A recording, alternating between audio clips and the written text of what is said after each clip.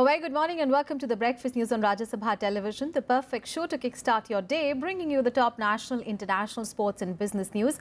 My name is Aishwarya Kapoor and here are the headlines. New BJP government in Gujarat led by Vijay Rupani to take oath of office today. Nitin Patel to take oath as a Deputy Chief Minister. Prime Minister Narendra Modi, BJP President Amit Shah among the BJP leaders to attend the ceremony.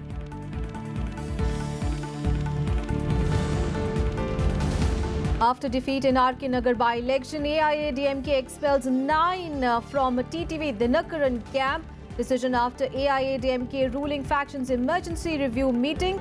Chief Minister E.K. Palanisamy and his deputy Opanir Selvam among those who attended the meet.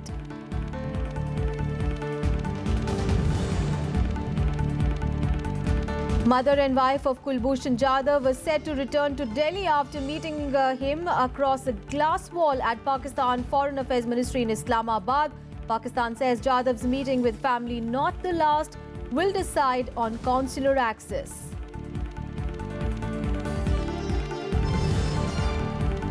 Pakistan violates ceasefire, resorts to unprovoked firing along LOC in Jammu and Kashmir's Poonch. 3 Pak soldiers killed as Indian Army retaliates. More than 3-4 jump in violations of ceasefire by Pakistan in 2017.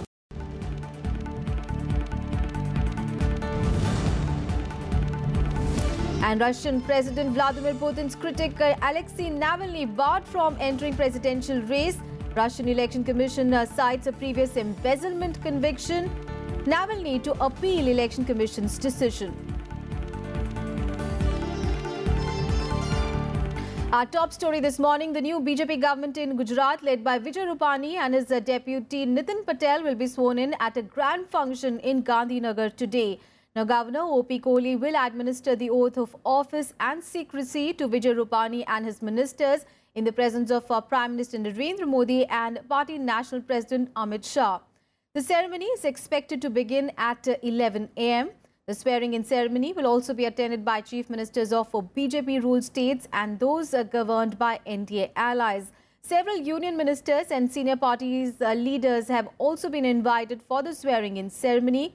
After BJP won Gujarat for the 6th consecutive time, winning 99 seats in the 182-member assembly, Vijay Rupani and Nitin Patel were elected respectively as the leader and the deputy leader of the BJP legislature party on 22nd of December. Now, this is the second term for both Rupani and Patel. On 23rd of December, the state BJP leaders met Governor O.P. Kohli and staked their claim to form the government. The governor accepted the BJP's claim and asked the party to form the next government. Big story from down south and stung by the defeat in the RK Nagar by-polls at the hands of the rebel AIADMK leader TTV Dinakaran. Now, AIADMK has cracked the whip on 9 of Dinakaran's aides in the party. AIADMK on Monday expelled 9 senior leaders for supporting sideline leader TTV Dinakaran and warned of action against those who betrayed the party. The decision to sack the members was taken during a high-level meeting called by Tamil Nadu Chief Minister E. Palanisamy and his deputy Opanir Selvam to review the performance of the party in the by-poll. The party decided to remove, among others, key TTV Dinakaran's aides. Now, both Palanisamy and Opanir Selvam have also accused TTV Dinakaran of tacit understanding with the opposition DMK, saying that the win was achieved by a conspiracy of Stalin and Dinakaran and it would not affect the AIADMK. The charge, however, has been rejected by Dinakaran. Meanwhile, expelled AIADMK MP Sasikala has called on Dinakaran and congratulated him on the victory. Meanwhile, the main opposition party DMK has now also formed a 3-member committee to identify the reasons for its failure in the recently held RK Nagar by-poll. The 3-member panel, constituted on the directions of a DMK working president, M.K. Stalin, will submit its report before 31st of December.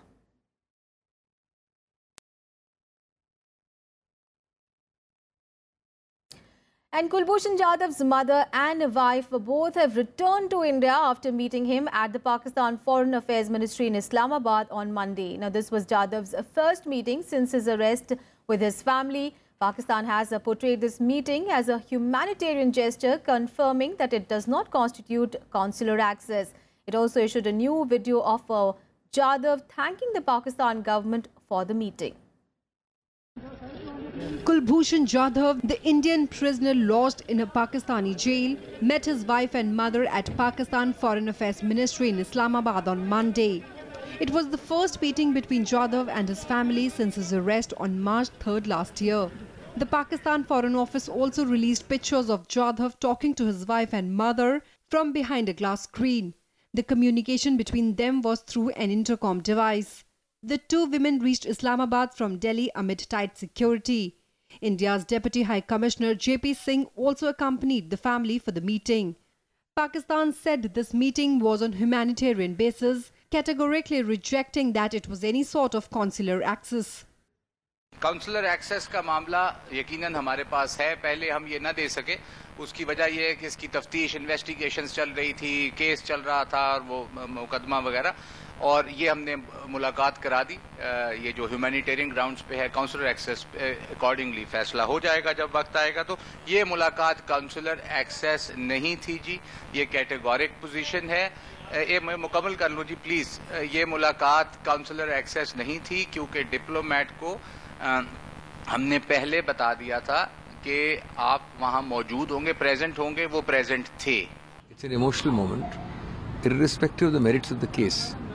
Humanitarian basic norms require that such access should be given.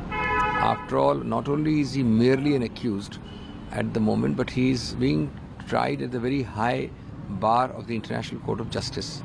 Jadhav's friends expressed happiness and said the meeting that has come after a very long time should be considered as a moral victory for India. एक तरह से ये moral victory है हमारी कि कहीं कुछ भी नहीं हो रहा था, अब जाके ये हुआ है, तो इससे बहुत सारी उम्मीदें बढ़ गई हैं कि अब आगे चल के भी बहुत सारी चीजें हमारे पक्ष में ही होंगी। The Pakistan Foreign Ministry has also made it clear that there is no chance in the charges against Kulbhushan Jadhav. It also claims that Monday's meeting between Jadhav and his family will have no impact on the case against him in the International Court of Justice. तक जी हमारा counter memorial जिसको जवाबी बयानिया वो हमने 13 दिसंबर को उनको जमा करा दिया था, वो भी आईसीजे के पास है। मैं कैटेगोरिकली आपको फिर से कह दूं कि ये ह्यूमैनिटेरियन मुलाकात है, इसका कानून से कोई तो वो काउंसलर होती या कुछ और हो तो और बात होती। इसका हमने किसी मुकदमा जीतने के लिए ये कोई मुलाकात नहीं कराई, ना इसका इम्पैक्ट आएगा। Pakistan had on December 20th issued visa to Jadhav's wife and mother to visit Islamabad to meet him. The 47-year-old Indian naval officer is in Pakistani jail, facing death sentence on charges of espionage. Akhilesh Suman's report for Rajya Sabha TV. And after the meeting of Jadhav with his mother and wife across the glass wall, Pakistan has now hinted at the possibility of more such meetings in the future. आखिरी मुलाकात बिल्कुल नहीं है जी, categorically इसको register कर लिया जाए जी। ये एक पॉजिटिव जेस्चर है, यकीनन है, इसमें ह्यूमैनिटेरियन जेस्चर है, मगर ये आखिरी मुलाकात नहीं। And on to some other news. Now, Indian Army has foiled an infiltration bid on the line of control in Poonch district of Jammu and Kashmir. 3 Pakistani soldiers were killed and 1 was injured on Monday after Indian forces foiled the infiltration attempt from across the border. Security forces opened fire in Rakh Chikri area of Poonch on Monday evening after they noticed suspicious movement in the area. Meanwhile, in Pulwama, security forces have gunned down a terrorist in an ongoing encounter. Search operation is underway to nab other terrorists. The Pakistan firing an infiltration bid comes just 2 days after 1 army major and 3 soldiers were martyred in another incident of ceasefire violation by Pakistani troops on Saturday in Jammu and Kashmir's Keri sector in Rajouri. According to officials, Pakistan has violated ceasefire along the LOC in Jammu and Kashmir 771 times till 10th of December and 110 times along the international border till November end this year. More news from Jammu and Kashmir. Centre's special representative to Jammu and Kashmir, Dineshwar Sharma, visited the border district of Kupwara as a part of his 2-day visit to the state. Sharma reached Kupwara district on Monday and he met around 30 delegations at the Kupwara Dak Bungalow. He met regional leaders, locals and many youth groups in Kupwara.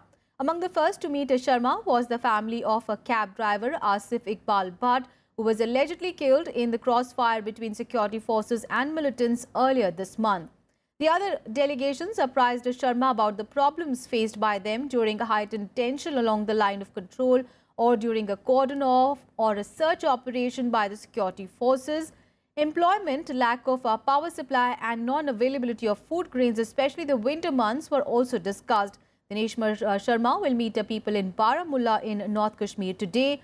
Sharma, the former head of Intelligence Bureau, is on his third visit to the Kashmir Valley after being appointed as the centre's special representative for talks with various groups on Kashmir in October this year.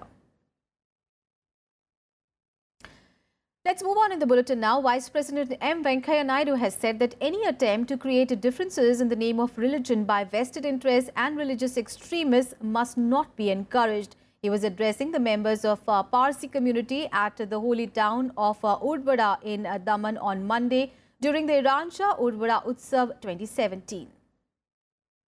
He was honoured by the British government with the title of... Addressing the Udvada Utsav valedictory session, Vice President M. Venkaiah Naidu said that the Parsi community has made invaluable contributions to the country from the field of atomic energy to pharmaceuticals.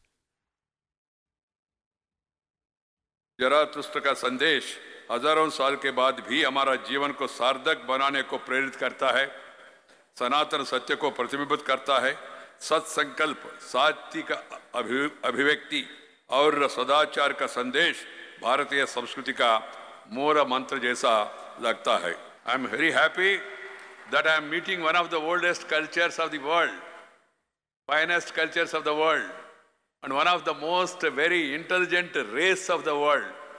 The Vice President also said that India's syncretic culture and ethos form the basis of the country's secularism. Friends, India's syncretic culture and ethos form the basis of the country's secularism. Secularism is safe and secure not because of constitution, not because of political leaders. Secularism is safe and secure because it is in the DNA of the blood of the people of India in this soil. Everybody, Sarva Dharma Samabhavana. The secular foundations of the country must be strengthened further, and any attempt to create differences in the name of religion by vested interests and religious extremists must be nipped in the bud.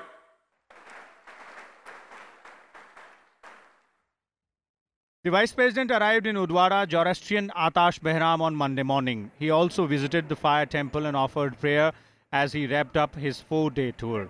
Rajkamal Rao's report for Rajya Sabha TV.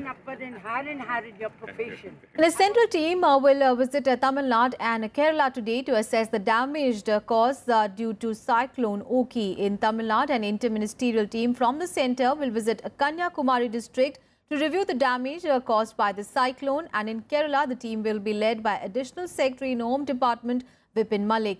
It will visit various coastal areas and will also meet top state officials. The team will submit a report based on their assessment to the centre.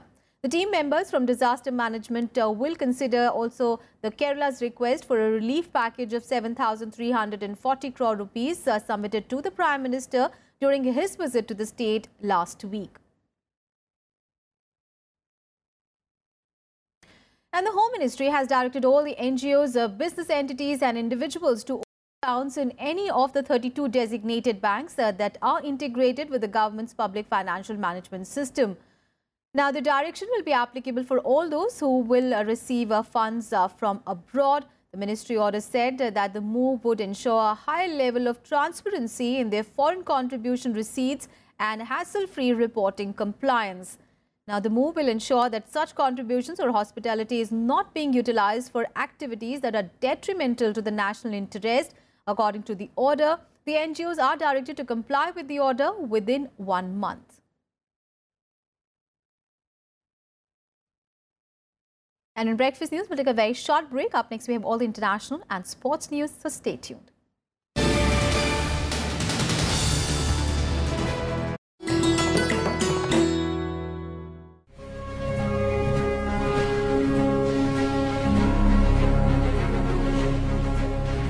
Mihir Sen, an outstanding and extraordinary saltwater swimmer of India. He is the first Asian to swim the English Channel way back in 1958. And just 8 years later, in 1966, he swam the 7 seas of the 5 continents in 1 calendar year, which etched his name in the Guinness Book of World Records. In 1959, he was also conferred the Padma Shri, and in 1967, he was awarded the Padma Bhushan.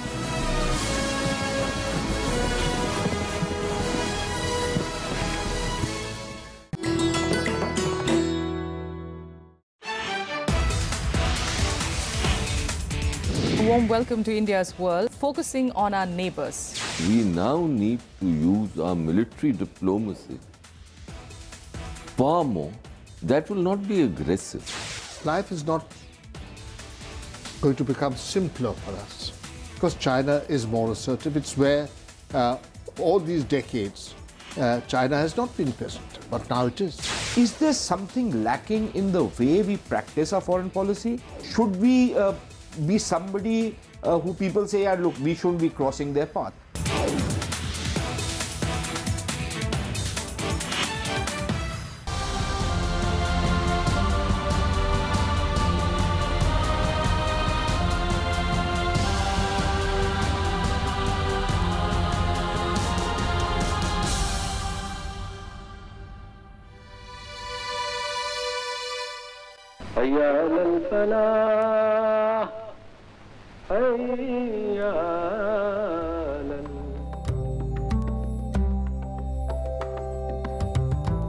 Hyderabad में 8 फरवरी 1897 को जन्मे जाकिर हुसैन सिर्फ 8 साल के थे तो पिता का हमेशा के लिए उठ गया।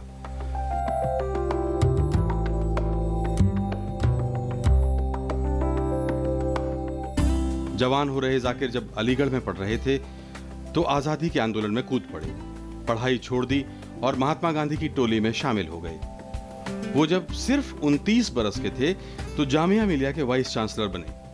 गांधी जी ने उन्हें देश में बुनियादी शिक्षा के ढांचे को दुरुस्त करने का काम सौंपा। इसके बाद अलीगढ़ मुस्लिम यूनिवर्सिटी के कुलपति के तौर पर उन्होंने शानदार काम किया। डॉक्टर हुसैन ने देश के सामाजिक, राजनीतिक और आर्थिक ढांचे पर असर डालने वाली अनेक किताबें लिखीं। उनकी प्रतिभा को देश ने पहचान लिया था। 1952 से 57 तक वो राज्यसभा के सदस्य रहे। इसी दौरान डॉक्टर जाकिर हुसैन को पद्म विभूषण से सम्मानित किया गया। राज्यसभा का कार्यकाल पूरा होने के बाद 5 साल वो बिहार के राज्यपाल रहे। 1962 में वो भारत के दूसरे उपराष्ट्रपति चुने गए। अगले ही साल वो भारत रत्न का सम्मान पा चुके थे। 13 मई 1967 को वे देश के तीसरे राष्ट्रपति चुने गए।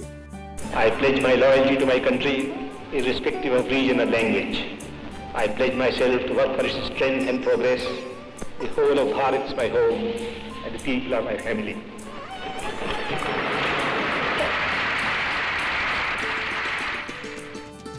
राष्ट्रपति के तौर पर डॉक्टर जाकिर हुसैन शानदार पारी खेल रहे थे।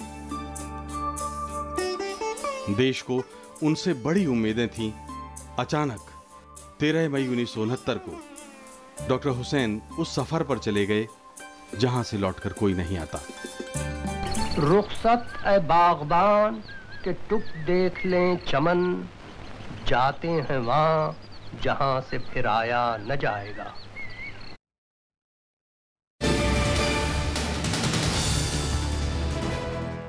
Welcome back after the break. On to our top international focus, and Russian officials have barred activist Alexei Navalny from entering the country's presidential race. This comes a day after he held nomination gatherings to kick off his run.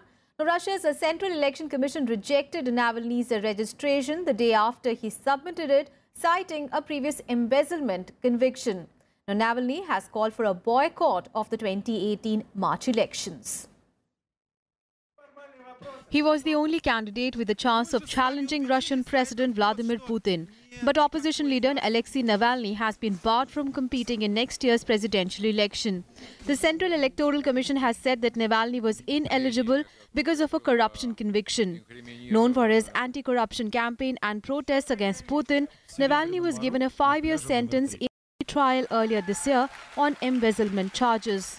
Преступление, которое было инкриминировано Алексею Анатольевичу, относится к числу тяжких преступлений, лишающих лицо, совершившее это преступление, права баллотироваться на должность президента Российской Федерации. Navalny says the Election Commission decision is politically motivated, with the case intending to block him from speaking the truth about the situation in Russia. He said he would launch an appeal in Russia's constitutional court. He also urged his supporters to boycott the March vote.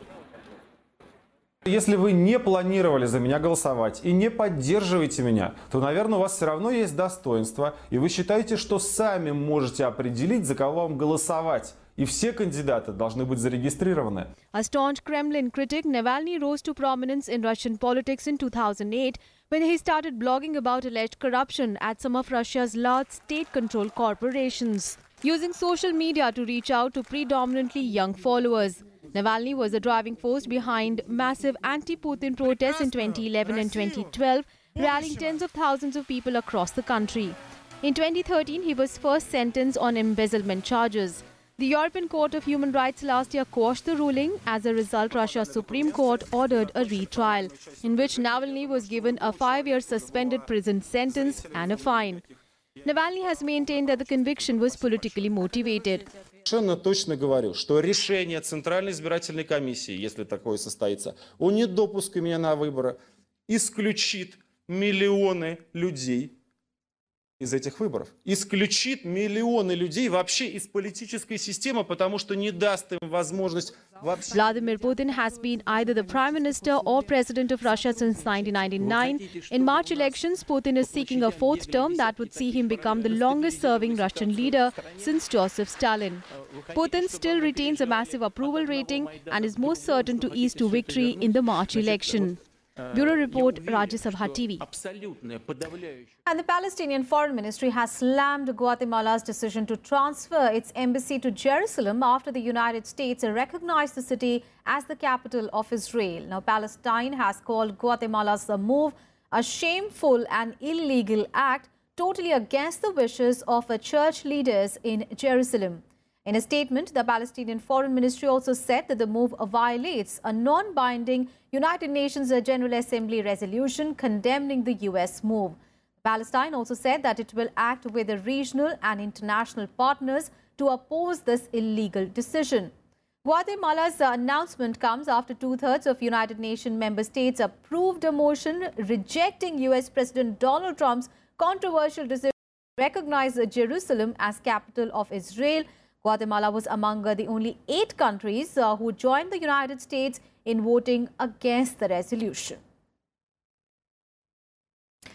Let's get to some sports news. And India has progressed to the second spot in the ICC's latest T20 international rankings. And the new ranking comes after India completed a 3-0 clean sweep over Sri Lanka on Sunday, moving up from their pre-series tally of 119 points to 121 points after bagging the series. India crossed England, New Zealand and West Indies to move from 5th to the 2nd position in the list, which is led by Pakistan with 124 points. In the ranking for batsmen, Indian openers Rohit Sharma and KL Rahul have made substantial gains following their performances in the recently concluded series. Sharma's 162 runs in the series, which included a knock of 118 in the second match in Indore, helped him gain 6 slots to reach the 14th position. Meanwhile, KL Rahul has gained 23 slots to reach the 4th position. Skipper Virat Kohli has been pushed to the 3rd position, while Jasprit Bumrah has slipped 2 spots down. Australian opener Aaron Finch and Pakistan left-arm spinner Imad Wasim are the top-ranked batsman and bowler, respectively, in the latest ICC T20 player rankings. And that's it from me and my team in this edition of News. But news and updates continue on your channel. Thanks for your time.